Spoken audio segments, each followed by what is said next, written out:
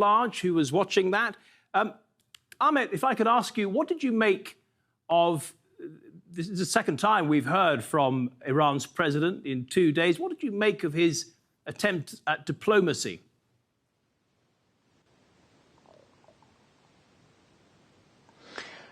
Well, Matthew, the Iranian diplomacy did not succeed to make a major breakthrough in the United Nations in the past few days, simply because the tension is very high. The United States is not willing to listen. Saudi Arabia is trying to put pressure on the international community not to reconcile after the Aramco attack, after the allegations that the Iranian planes attacked the oil installation in Saudi Arabia. So with all the mediation that we've been hearing from the Japanese Prime Minister, the Macron of France, mediating between the United States and Iran, it didn't succeed, it seems. On the other hand, we've heard that Imran Khan was trying, the Prime Minister of Pakistan was trying to mediate between the Saudi Crown Prince and the Iranian regime, which did not happen as well. So there was no major breakthrough in terms of the diplomacy, but the Iranians stressed the point that they are still opening the doors and all the possibilities for negotiation, but there is one condition, that the United States changed the tune and tried to dissolve the kind of pending problems between the two sides.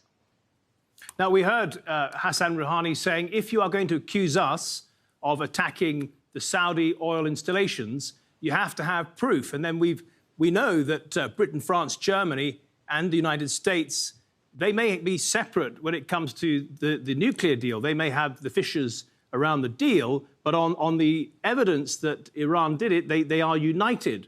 So in the broader international community, does anybody believe Iran's side?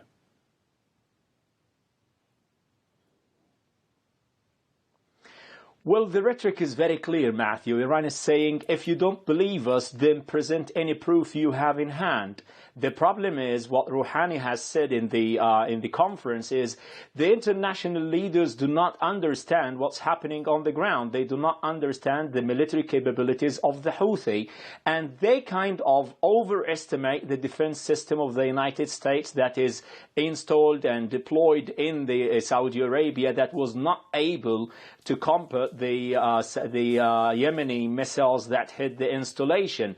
So he simply says, if you don't understand that they do have the capability and the technology to attack such targets, then it's up to you to present any evidence. That what also President Erdogan reiterated, that there must be a clear evidence in order to accuse Iran of being behind the attack on the oil installation in Aramco a couple of weeks ago. So it's very simple that the international leaders point the blame or the finger on Iran, but they do not have any unequivocal proof till this moment.